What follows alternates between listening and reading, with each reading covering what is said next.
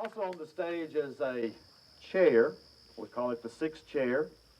And it is Sambo. It's his spirit. I know he's with us. And I know he'll always be with us. You know, Sambo was a friend and a colleague to all of us here on the stage. And he was about an architecture of decency. What I really think the Rural Studio is an architecture of optimism. This house here is one of Mr. Sambo's last dream that he wanted to do, and he kept saying that, telling me that he was gonna get my house built. Even the last time that I had seen him, that he came down in December, he would just give me ideas about the house, you know, telling me that it was gonna get done, and asking me about how the student was doing on the house, and it just was a great concern of his to get the house built. Walk with me, Lord. Say, walk with me. Say, walk with me, Lord. Say, walk with me. Say, wise I'm on this teacher journey. I want Jesus just to walk with me. To walk with my Father. To walk with me. I'm going to be wandering around tomorrow leading the tour with this nasty bullhorn, and I'll use it at the beginning of each presentation, at the end of each presentation. We've got 30 minutes at each site. We don't have very long. That's all I have to announce. You all have a good evening and continue the merriment. Okay? Thank you.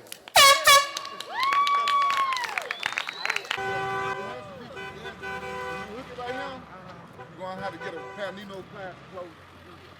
Maybe, yeah.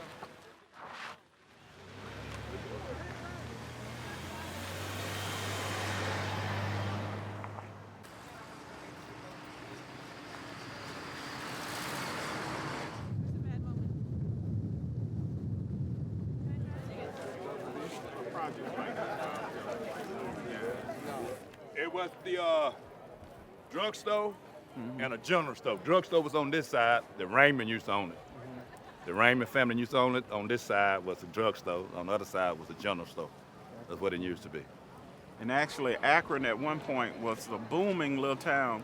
It had several hotels, and this was, I guess, the main track for the railroad. If you wanted to go from here west, east, north, or south, it came through Akron. This will all be solid. It'll have metal cladding on the front, and when they have an activity or a gathering, they'll pull the door up.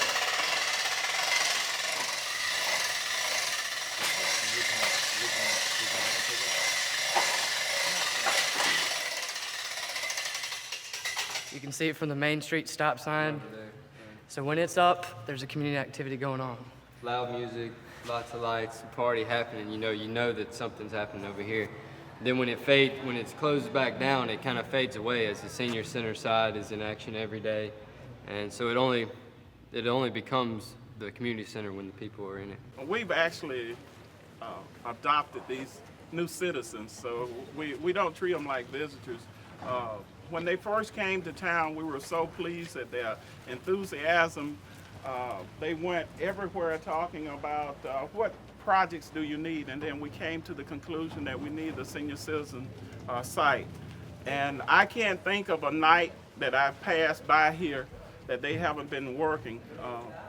I think I made the comment to one of the guys that you need something more than just a grade from this project. So we're going that way. Follow your maps again. And again, thank you very much to the town of Aston. Fantastic.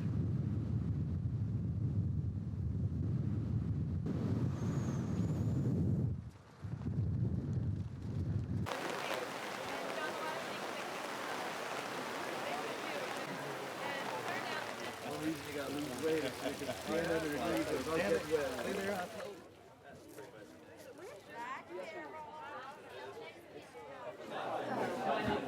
good 2 or 3 minutes, and then.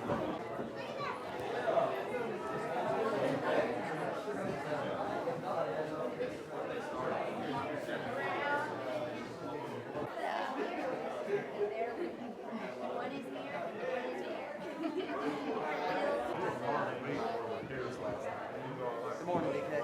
Good morning, Neil. How you doing? On that note, maybe we should all run to our vehicles and go to Hero, okay? So let's move on. The graduates out there, you gotta see.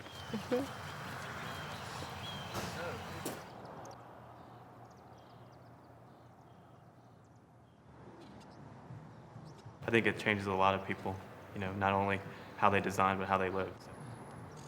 This is when we first uncovered this was going to fall. The existing storefront was taken out, and that was about to fall, so we parked an old dump truck that someone had let us borrow in case it had fallen. The brick would shatter on the truck instead of crumbling the sidewalk in Main Street. So Makes you design different too, because you got to think this thing's got to be built. And like I think our first few schemes were from paper projects you did last year. And when you come out here to start off to do the same kind of paper project with these folding compound angles and stuff, and then when you try to build it, you go, wow, this is going to be hard to do. You know, so you realize now what it takes now when you do this drawing. It's someone has to get it out there and cut it like that. Makes you just think about it twice. I guess you appreciate when half your budget goes to labor, you know, the craftsmanship it takes to do something. Also, what we did, came out here one night, we just got some masking tape, red masking tape, and stretched it across the building, the columns, and just stood back across the street to see what it would look like. And as we did that, we just moved it up and down, maybe 6 inches, a foot, until we found the perfect height, which had, I guess, proportions that we all liked. And so that's what's the nice part about, Rural Studio. You get design build, and you make decisions on site. So that was kind of cool. One night it had rained, 2 men was in jail.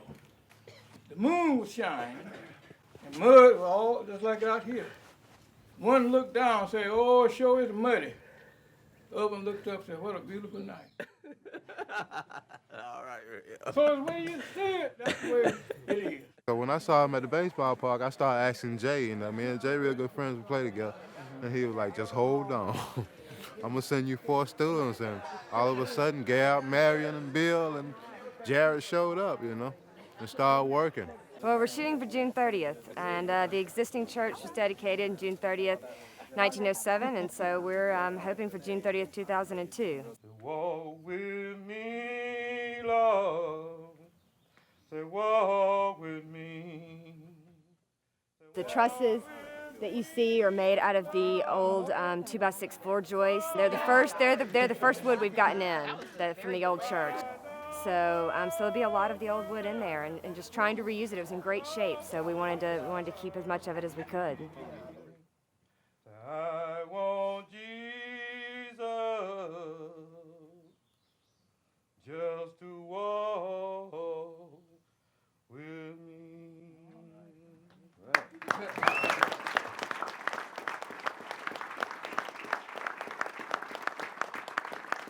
There's a lot of branches and leaves, branches and needles from the cedar trees that we cut down, and we're having those chipped, and we'll have those spread out underneath the deck because the cedar is a natural mosquito repellent, and the mosquitoes are bad out here.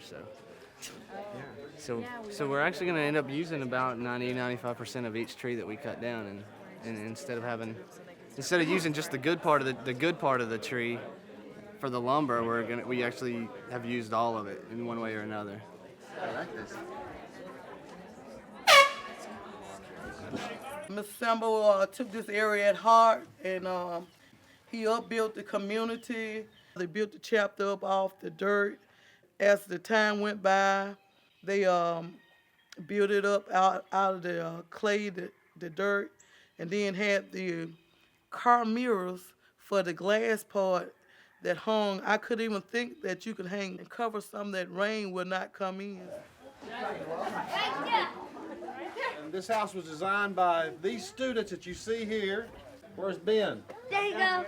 You down there, Ben? Ben is from Seattle. I'm going to turn it over to them and let them explain what they've done.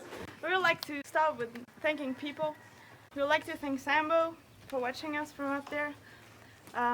Andrew for his good advices, Lucy for being such a great client. Just about everything that the students want to add, put on the house, they always come and ask me, ask my husband, ask my children, what do we think about it? Do we agree with it or do we disagree with it? Will it be for our advantage or not? And we'll put our input. Do we think that it'll be a good idea to add or detract something from the house? But we've been basically coming together and getting together and putting ideas together for the benefit, what they were trying to benefit me, what is best that I like about the house.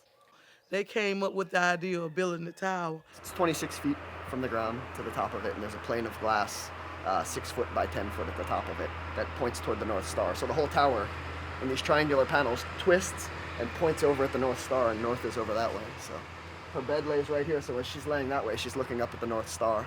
And I always wanted a basement myself because that was just one of my desires.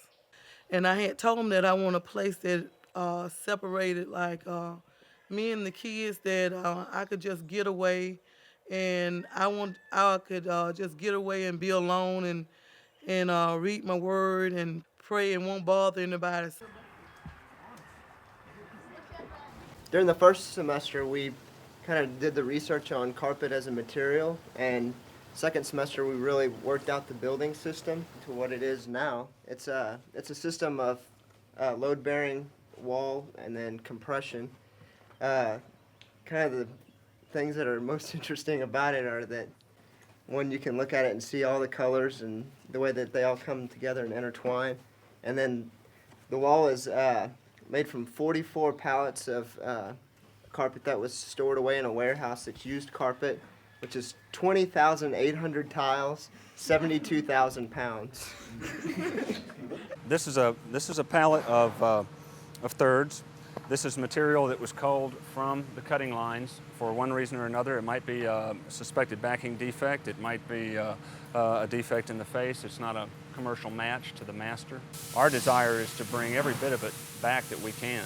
And we, in fact, bring back our own tile, our competitors' tile, any tile we can use, and even tile we can't use, we'll downcycle it in the best means possible if we can't use it in our reentry program. Never in my wildest dreams did I think somebody would be building a house out of either bales of yarn, bales of cutting scrap, or least of all stacks of carpet tile. For one person stacking, it's almost 5 people cutting and sorting and moving tile just for one person to put a handful of tile up.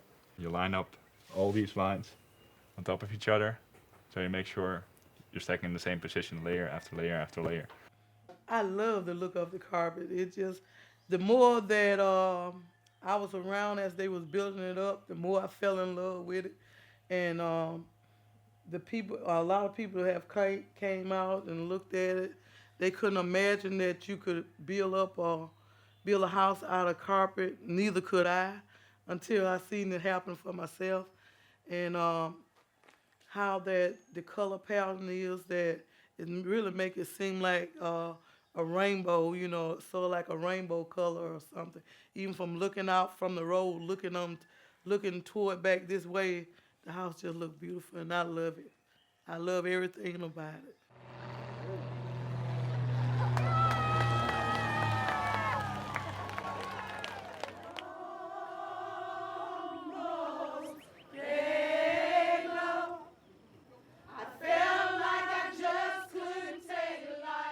And the most important tribute to Sambo himself was to create just an extraordinary set of good projects, and that would be the best representation of Sambo.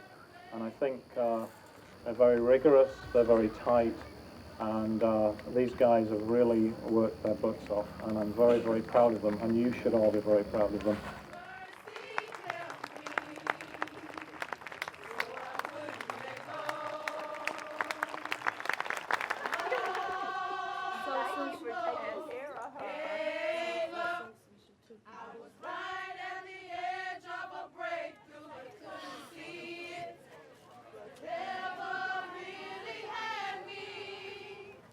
Jesus came and grabbed me, and he held me close.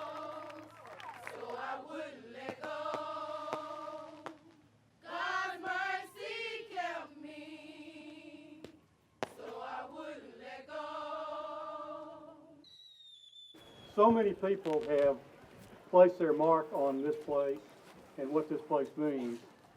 Obviously, none more than Samuel Mockbee. But you know, Sambo really isn't gone. He's here. He's in every one of the people that are here. He's in every structure that's been built. And more importantly, he will be in every structure that's built in the future. And there will be lots of them over the course of this century and the next.